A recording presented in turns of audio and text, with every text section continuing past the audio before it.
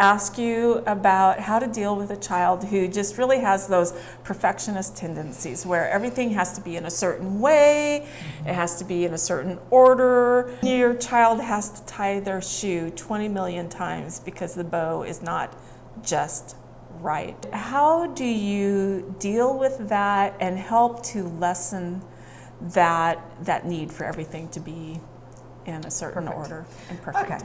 So I get a lot of those kids in my office. Parents usually bring them in because they've just reached the point where they're just neurotic.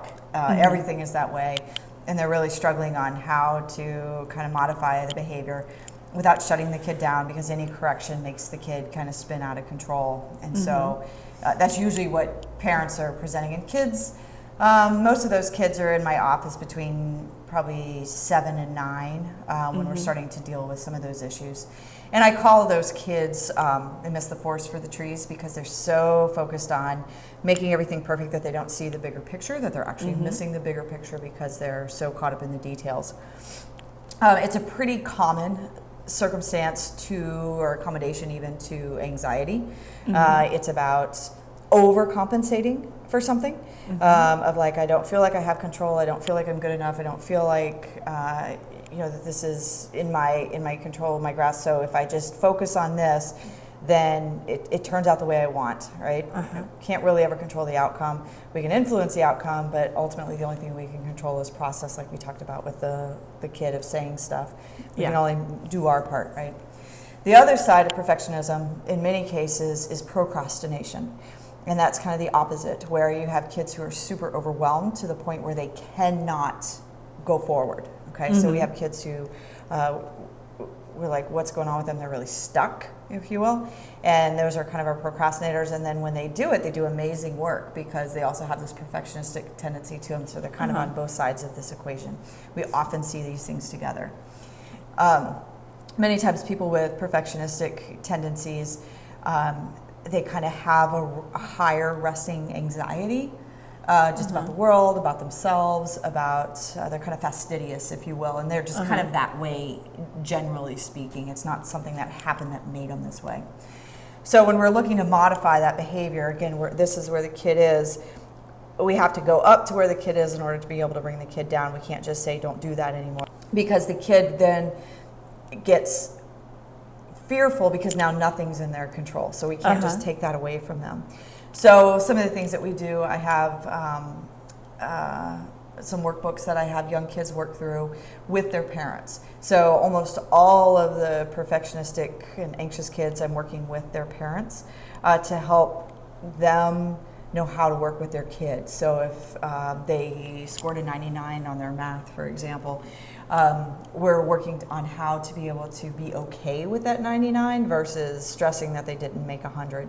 So what I'm doing is I work with the kids and about like what is acceptable. And your 100 might be perfect to you, but a 99 might be perfect to somebody else. So perfect looks different. I'm aiming for 105. So. Oh yeah, you're one of those. Okay, so you're an overachiever perfectionist. Yes. Okay. So we're looking at what is your version of perfect, what is versus what is somebody else's version of perfect, and how to be okay within variation. And then what we do is I have the kid teach the parent about how to be able to help them. So instead of reassuring them, oh, that 99 is fine, that is good enough. Because in the kid's mind, that represents failure. It doesn't represent 1 point lower. It represents I'm not perfect. And perfect, we have to help kids understand, is simply not realistic. It's not, because nothing is perfect. So we start looking at all of those pieces, and again, we start with the kid up here, and then we start looking at imperfections, and those could be like a scar on the skin. It can be, a dent in my wall. It can be, this toy is a little cattywampus. Okay, so having the kids start to identify those pieces, the shoelace. Oh, today it's not perfect. Can you live with that? Is that okay? Well, I might be able to live with the shoe not being perfect. Maybe, right? Maybe. Because your hair looks perfect today. Okay. Do we have to have everything perfect, or can there be a few things?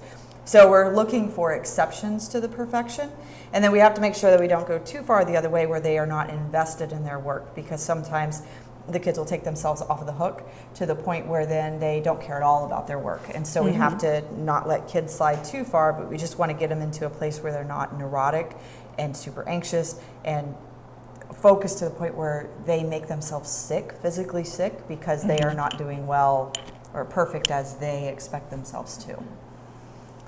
Okay, so Reassurance isn't the way, though, from parents, because parents want to reassure that the kid is fine, but what the reassurance actually sounds like is invalidation around those issues.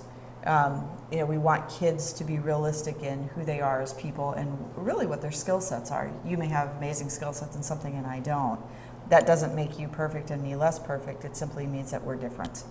yeah, and we can actually complement each other and Absolutely. do even better. And you can learn from me and I can learn from you, and we can Yeah. both be better, even though both of us will never be perfect. Yeah.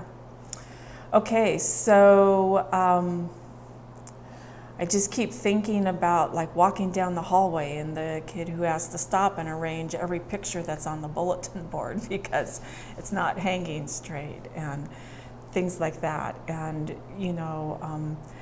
how can we help kids in school who are having those kinds of things, or at home? So I'm not particularly neurotic about certain things. Some things I am. Other things not. But when it comes to working with kids and helping families, a lot of times, especially if you have kids who already have these tendencies to straighten or to focus on imperfections, then what I'm actually teaching parents to do is to go back. Let's say they turn all the labels, and we're not talking OCD here. We're just talking a general need for order. That's a little bit above and beyond. Is I will actually have the parents continuously create disorder so that the kid has to continuously learn how to deal with, not just adjusting. It's like, no, we're going to leave that like that today. That makes me nuts. I know, and we're going to leave that for 3 minutes, and then you can change it, and then that's okay. And so then they wait 3 minutes, and they really get anxious, and then they switch it. And then the next day, a week later, we switch it again, and we're going to wait 5 minutes. So we're building up the stress tolerance to things that are not perfect or in order. And order is important. We want kids to have order. We don't want kids to be neurotic about order.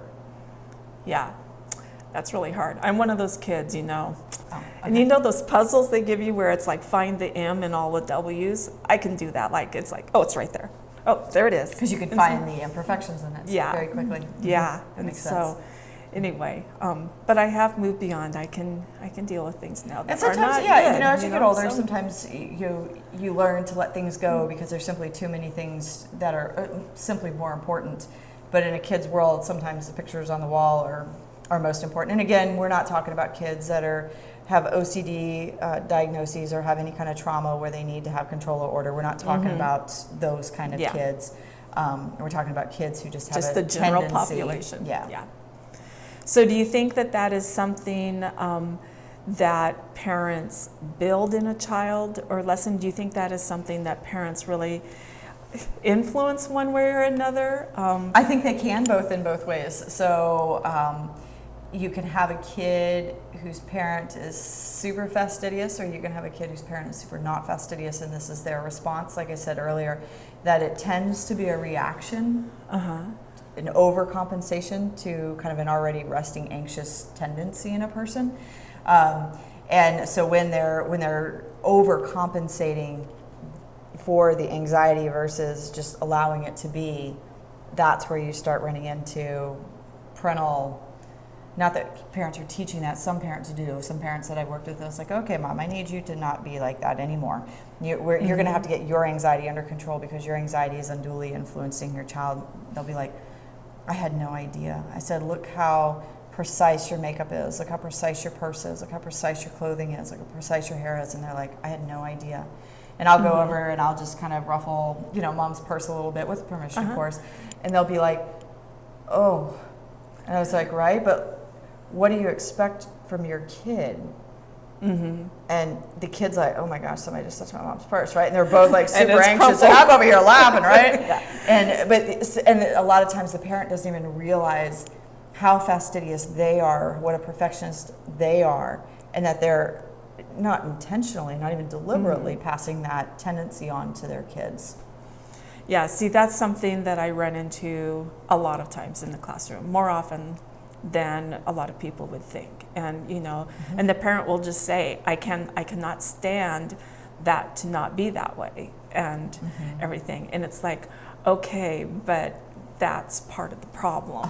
And so, you know, you're going to need to figure out how to, it's kind of like the towel thing that we talked about in one of our other chats, you know. You got to learn how to deal with the fact that the towel is not folded exactly square. And so what's more whatever, important, your child's well-being or you having total order? And yes, you need to have order, but can we pick something other than this? You know, having order in your child, can that be the priority versus your order, because your order is actually creating dysregulation in your child? And helping parents understand that piece. And